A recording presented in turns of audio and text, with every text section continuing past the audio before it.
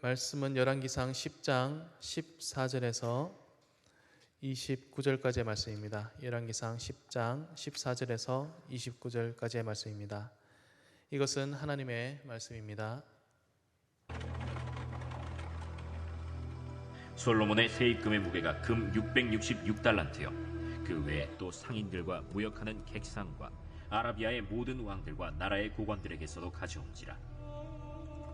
솔로몬 왕이 쳐서 느린 금으로 큰 방패 200개를 만들었으니 매 방패에 든 금이 600세겔이며 또 쳐서 느린 금으로 작은 방패 300개를 만들었으니 매 방패에 든 금이 3만회라. 왕이 이것들을 레바논 나무 궁에 두었더라. 왕이 또 상아로 큰 보좌를 만들고 정금으로 입혔으니 그 보좌에는 6층계가 있고 보좌 뒤에 둥근 머리가 있고 앉는 자리 양쪽에는 팔걸이가 있고 팔걸이 곁에는 사자가 하나씩 서 있으며 또 12사자가 있어 그 6층계 좌우편에 서 있으니 어느 나라에도 이같이 만든 것이 없었더라. 솔로몬 왕이 마시는 그릇은 다 금이요 레바논 나무궁의 그릇들도 다 정금이라. 은기물이 없으니 솔로몬의 시대에 은을 귀히 여기지 아니함은 왕이 바다에 다시스 배들을 두어 히람의 배와 함께 있게 하고 그 다시스 배로 3년에 한 번씩 금과 은과 상아와 원숭이와 공작을 실어 왔습니다. 솔로몬 왕의 재산과 지혜가 세상의 그 어느 왕보다 큰지라. 온 세상 사람들이 다 하나님께서 솔로몬의 마음에 주신 지혜를 들으며 그의 얼굴을 보기 원하여 그들이 각기 예물을 가지고 왔으니 곧 은그릇과 금그릇과 의복과 갑옷과 향품과 말과 노새라 해마다 그리하였더라. 솔로몬이 병거와 마병을 모으매 병거가 1400대요 마병이 12,000명이라. 병거성에도 두고 예루살렘 왕에게도 두었으며 왕이 예루살렘에서 은을 돌같이 흔하게 하고 백향목을 평지에 뽕나무같이 많게 하였더라. 솔로몬의 말들은 애굽에서 들여왔으니 왕의 상인들이 값주고 산 것이며 애굽에서 들여온 병거는 한 대에 은 600세겔이요 말은 한 필에 150세겔이라. 이와 같이 햇사람의 모든 왕과 아람 왕들에게 그것들을 되팔기도 하였더라. 아멘. 네, 오늘은 솔로몬이 하나님께 받은 축복이 어느 정도인가라는 제 3장부터 10장까지 이어지는 하나님이 솔로몬에게 주신 축복의 이제 가장 마지막 부분입니다. 지금 현재 가장 전성기에 솔로몬이 누리고 있던 그의 재산 가치와 또 그의 명성이 어떠한가 오늘 말씀을 통해서 볼 수 있습니다. 하지만 오늘 말씀을 살펴보면서 이제 솔로몬의 명성과 또 그의 부와 또 이 나라의 강성한 모습들 이것들을 우리가 보지만 한편으로는 좀 씁쓸한 마음을 금할 수 없습니다. 외적으로 물질적으로 많이 가지게 되는 것이 우리에게 과연 좋은 일인가? 성경상에 보면 하나님의 축복을 받은 그런 인물들에 대해서 많이 나옵니다. 특별히 구약 쪽에는 우리가 외적인 축복, 재산과 또 가족의 풍성한 은혜들에 대해서 나오게 되는데 이 솔로몬만큼 많은 축복을 받은 사람은 구약 성경 어디에도 없습니다. 그만큼 하나님이 많은 복을 주신 사람이죠. 하지만 물질이 많을수록 우리의 신앙은 그 물질에 반비례하게 되는 것이 당연한 이치인 것 같습니다. 많이 가지면 가질수록 가진 것에 집착을 하게 되는 것이 인간의 본성입니다. 사람의 욕심은 끝이 없습니다. 지금 오늘 볼 내용도 마찬가지지만 솔로몬은 이미 가지고 있는 것이 많았지만 계속 더 가지기 위해서 정치적인 수완을 발휘하고 또 여러 노력들을 하는 모습을 볼 수 있습니다. 사람은 가지고 가져도 세상의 물건으로는 만족을 하지 못하는 존재들인 것 같습니다. 세상의 것을 아무리 채워 넣어도 거기에서 만족을 누리지는 못합니다. 그래서 그 공허한 곳을 계속 채우고 또 채우고 채우기만 하다가 일평생 다 보내고 그냥 생이 마감이 되는 것입니다. 사람에게 진정으로 채워져야 될 것이 무엇인가? 오늘 말씀을 보면서 한 번 더 생각할 수 있길 바랍니다. 14절 말씀부터 보도록 하겠습니다. 솔로몬의 세입금의 무게가 금 666달란트요. 그 외에 또 상인들과 무역하는 객상과 아라비아의 모든 왕들과 나라의 고관들에게서도 가져온지라. 세입금은 1년에 걷어들이는 세금을 얘기하죠. 공식적인 수입입니다. 솔로몬이 공식적으로 얻는 나라의 수입이 금 666달란트다. 이것이 이제 대부분 나라의 살림을 위해서 쓰이긴 했겠지만 이만큼의 돈은 정말 엄청난 돈입니다. 그래서 대부분은 이제 솔로몬의 개인 창고에 보관되는 돈으로 쓰여졌습니다. 공식적인 돈만 666달란트요. 그리고 그 외에 또 있었다고 하죠. 무역과 상인들, 또 아라비아의 모든 왕들에게 계속적으로 돈을 받았다. 이제 주변의 나라들로부터도 계속적으로 상납받는 상납금이 있었다라는 것입니다. 그 규모도 엄청났을 것입니다. 당시 솔로몬 정도의 위상이 있는 왕이었다면 그에게 내는 상납금의 규모는 굉장히 컸을 것입니다. 16절입니다. 솔로몬 왕이 쳐서 느린 금으로 금 방패 200개를 만들었으니 매 방패에 든 금이 600세겔이며 또 쳐서 느린 금으로 작은 방패 300개를 만들었으니 매 방패에 든 금이 3만에라. 왕이 이것들을 레바논 나무 궁에 두었더라. 이제 솔로몬은 자신에게 계속적으로 유입이 되고 있는, 쌓이고 있는 이 금들을 이제 자신을 위한 보관 방법을 찾아서 계속 보관하고 쌓아가고 있는 중이었습니다. 그 금방패를 만들었는데 큰 것과 또 작은 것을 만들었죠. 큰 것은 200개를 만들었고 금 방패 하나당 금이 600세겔 정도가 들었다. 이게 어느 정도 수치인가? 우리가 보면 금 1세겔은 11.5g 정도 된다고 합니다. 11.5g. 우리 돈수로 따지면 3돈 정도 되는 금입니다. 근데 1세겔인데 금 한 개당 600세겔이 들었으니까 돈수로 따지면 엄청나죠. 금 한 개, 방패 한 개에 1800돈 정도의 금이 들어갔는데 그게 총 200개니까 이 개수로 따지면 금 40달란트 정도 됩니다. 이 달란트라는 수치는 1달란트에 35kg을 정도가 된다고 합니다. 1달란트에 35kg. 돈수로 따지면 이제 가늠이 안 될 정도입니다. 금 1달란트만 해도 그렇게 많은데 약 40달란트 정도의 금의 양을 이제 큰 방패로 만들어서 소유하고 있었고, 작은 방패는 이제 만에라는 수치를 쓰고 있는데 1만에는 이제 50세겔 정도, 세겔의 50배 정도 됩니다. 50세겔 정도가 돼서 그것이 300개가 있었다. 총 합이 금 15달란트 정도. 그래서 방패의 무게만 금으로 이제 55달란트 정도의 무게가 된다고 합니다. 이 금액만 해도 한 나라의 1년 예산, 전 재산과 맞먹을 정도의 이제 큰 금액이었습니다. 이렇게 금을 많이 모으고 또 그 밑에 구절에도 보면 계속 금이라고 나옵니다. 온통 금만 나옵니다. 금이 너무 많아가지고 은이 길가의 돌처럼 흔할 정도로 금을 많이 모았다. 금에 이렇게 많은 관심을 갖고 금이 많았다라고 이 역사책에 기록되어 있는 것은 결코 좋은 의미는 아닙니다. 하나님이 등장하고 하나님이 나타나야 될 자리에 금과 금만 쌓이고 있으니 그 금을 본 사람의 마음이 얼마나 흔들리고 또 유혹에 많이 빠지겠습니까? 그런데 솔로몬의 이런 큰 부강은 얼마 가지 못합니다. 사람이 재산을 모으는 데는 한계가 있고요. 또 이 땅에서의 물건을 모으는 그 기간은 너무나 짧습니다. 실제로 솔로몬 왕 바로 다음 때인 그 아들인 르호보암 때에 애구방 시삭이 이제 이스라엘에 쳐들어옵니다. 그리고 바로 이 금방패 500개를 약탈해서 가져갑니다. 불과 몇십 년 만에 20년 만에 방패를 다 뺏기고 말아요. 자기를 위해서 만들었던 금이 금방 사라져 버렸습니다. 그렇게 인간의 재물에 관한 욕심은 너무나 허무하기 짝이 없는 것입니다.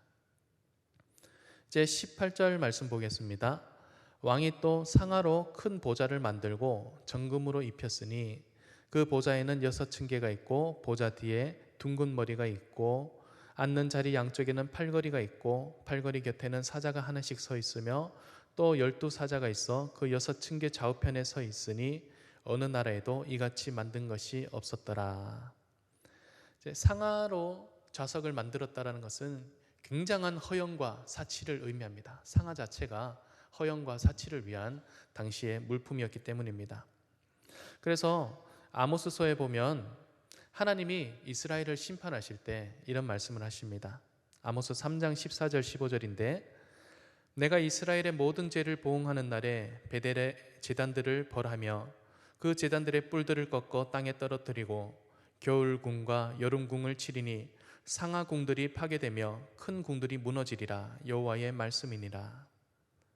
하나님이 보시기에 너무나 허영이고 사치인 이 상하궁들, 하나님께서 심판하실 때에 이 상하궁과 상하 좌석들 모든 것들을 다 파괴하겠다.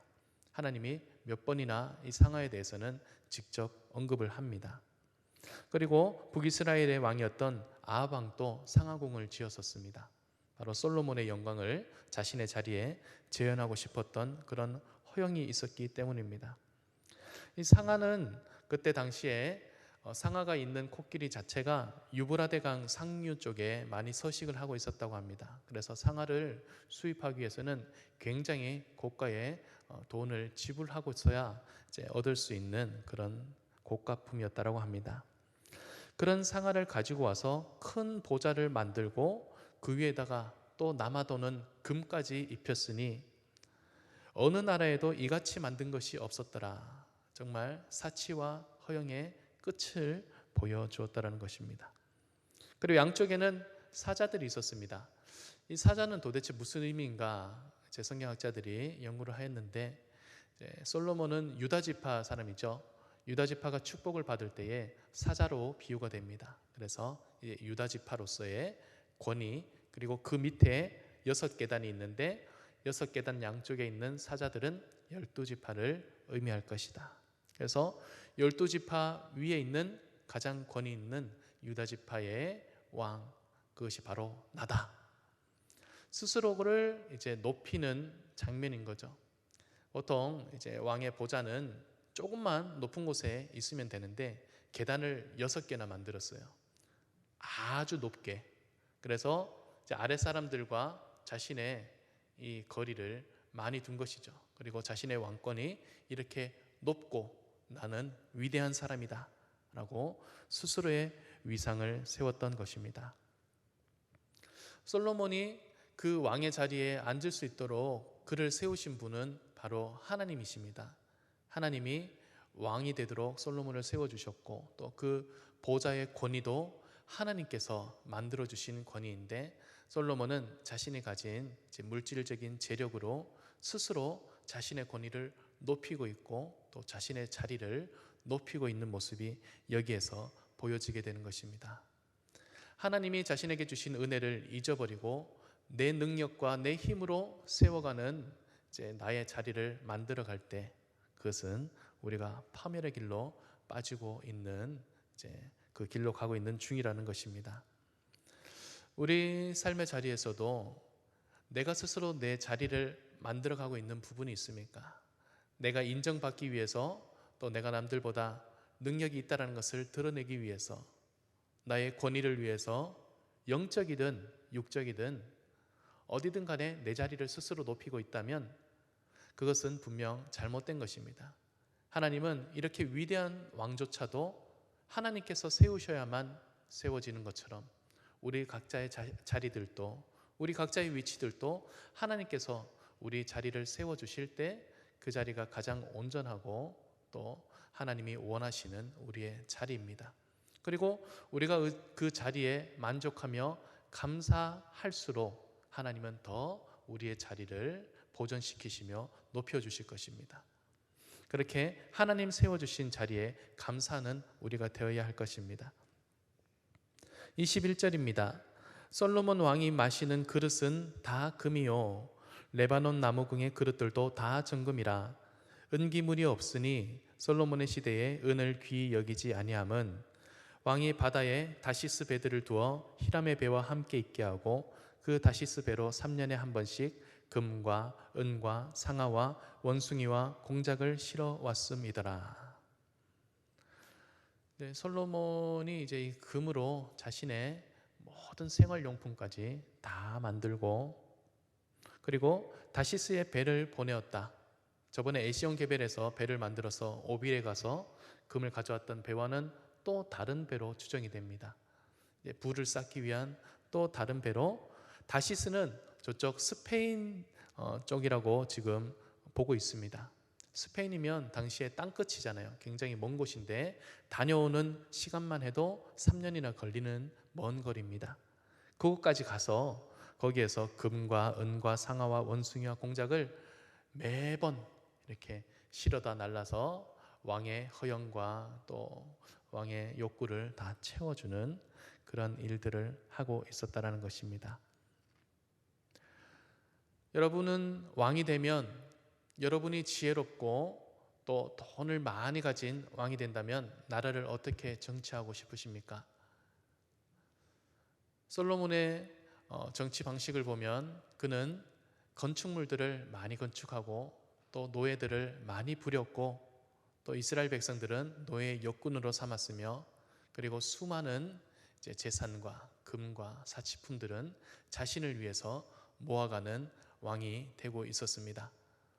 어디에도 백성들을 위해서 먹을 것을 나누어 주었고, 백성들을 위해서 재산들을 나누어 주어 그들이 평안히 살게 하고 평화롭게 하였다라는 구절은 볼 수가 없습니다.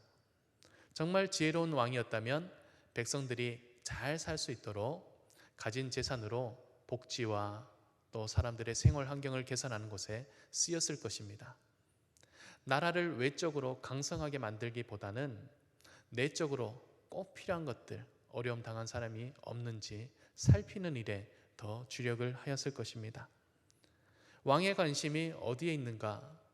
그에게 주신 지혜가 아무리 높고 그에게 주신 부와 명성이 아무리 크다고 할지라도 그의 관심을 두는 것이 자신의 재산을 쌓는 것에만 있다면 그 왕은 없느니만 못한 왕인 것입니다. 그래서 그 솔로몬 왕의 아들인 르호보암 때에 백성들이 와서 세입금이 너무 많다, 그리고 우리가 노역하는 강제 노역의 분량이 너무 많다라고 불만을 터뜨리게 되죠. 그렇게 지혜로운 솔로몬 왕도 백성들을 다스리는 데는 너무나 부족한 왕이었습니다. 자기밖에 볼 줄 모르는 사람이었기 때문입니다. 23절입니다. 솔로몬 왕의 재산과 지혜가 세상의 그 어느 왕보다 큰지라. 온 세상 사람들이 다 하나님께서 솔로몬의 마음에 주신 지혜를 들으며 그의 얼굴을 보기 원하여 그들이 각기 예물을 가지고 왔으니 곧 은그릇과 금그릇과 의복과 갑옷과 향품과 말과 노새라. 해마다 그리하였더라. 이제 이쯤 되면 1년 내내 그의 너무 많은 재산이 참 보기가 불편해질 겁니다. 왜 이렇게 돈을 많이 모으는 거야? 왜 이렇게 돈을 많이 걷어들이는 거야? 여기서도 금을, 저기서도 금을, 저기서도 금을, 저기서도 금을. 지금 돈을 모으는 루트만 해도 벌써 몇 군데입니까? 4군데, 5군데. 자기가 돈을 모을 수 있는 모든 통로를 다 활용해서 계속적으로 재산만 쌓고 있습니다. 26절입니다. 솔로몬이 병거와 마병을 모음에 병거가 1400대요 마병이 12,000명이라. 병거성에도 두고 예루살렘 왕에게도 두었으며 왕이 예루살렘에서 은을 돌같이 흔하게 하고 백향목을 평지에 뽕나무같이 많게 하였더라. 솔로몬의 말들은 애굽에서 들여왔으니 왕의 상인들이 값주고 산 것이며 애굽에서 들여온 병거는 한 대에 은 600세겔이요 말은 한 필에 150세겔이라. 이와 같이 햇사람의 모든 왕과 아람 왕들에게 그것을 되팔기도 하였더라. 네, 이제 솔로몬은 어제랑 그제 말씀드린 것처럼 왕으로서 하지 말아야 될 금기시하고 있는 것들을 많이 어겼습니다. 돈을 많이 쌓는 것, 그리고 말과 마병들을 많이 두는 것, 또 이제 나라의 군사력에 집중하는 것, 이런 것들이 다 왕으로서 해서는 안 될 일입니다.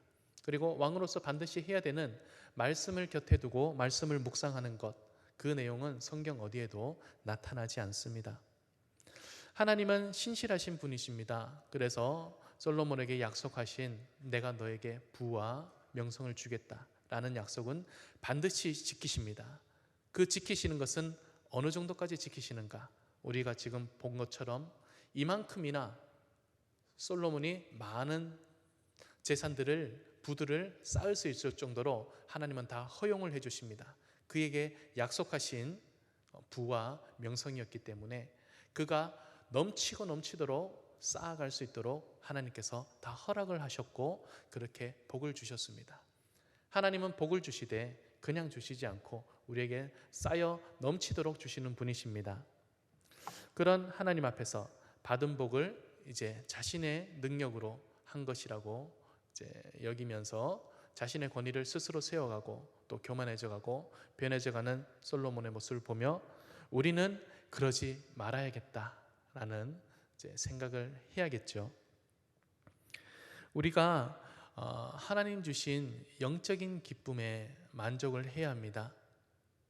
아까 처음에 말씀드린 것처럼 인간의 욕심은 끝이 없기 때문에 내가 가진 외적인 것들에 만족을 얻으려고 하면 아무리 채워도 부족합니다. 하지만 영적으로 하나님과 교제하며 영적인 만족을 누리십시오. 사람은 본질적으로 영적인 공허함이 채워지면 다 평안하고 기쁜 삶을 살아갈 수 있는 존재들입니다. 영적인 이 공허함이라는 것은 바로 하나님과의 관계잖아요. 인생의 모든 아픔과 슬픔이 오게 된 계기는 바로 죄 때문에 하나님과의 관계가 단절되었기 때문에 시작된 것입니다. 그래서 우리의 본성은 그 단절과 거기에서 깨어진 부족한 부분이 채워지지 않아 모두 다 고통에 신음하고 있고 죄의 길로 점점 더 빠져들고 있는 것입니다. 내 삶이 괴롭고 고통스럽다면, 삶의 만족이 되지 않는다면 이 세상에 마음을 두지 마시고 영적인 곳으로 들어오셔야 됩니다. 영적인 자리로 들어오셔야 되고 말씀과 기도와 하나님의 교제의 자리로 우리가 나아가야 됩니다. 또한 더불어서 우리가 말씀에 순종함으로 얻을 수 있는 평안이 있습니다. 솔로몬은 세상의 것들로 자기를 채움과 동시에 또한 하나님의 말씀도 어겼습니다. 하지 말라는 것들을 다 했었죠. 그 하지 말라고 하는 것이 자신에게 유익이 될 줄 알고 왕으로서 지키지 않아야 될 규례들을 다 어겨가면서 말씀에 순종하지 않는 모습을 보여줍니다. 하지만 솔로몬이 비록 금에 관심이 많고 재산에 관심이 많았다고 해도 하나님의 말씀을 어기지 않기 위해서 최선을 다하는 사람이었다면, 적어도 그 말씀은 지키겠다라고 생각했던 사람이라면 이제 이렇게까지 심하게 나가진 않았을 겁니다. 자기를 위한 사치품과 또 군사력들을 모으는 데 집중하지는 않았을 것입니다. 하지만 그는 말씀을 어겼기 때문에, 또 말씀을 간과하고 가볍게 생각했기 때문에 그 말씀에 순종하지 못하고 더 엇나가는 사람이 되고 말았던 것입니다. 우리는 영적인 것에 집중하며 또한 말씀에 순종하기 위해서 최선을 다해야 됩니다.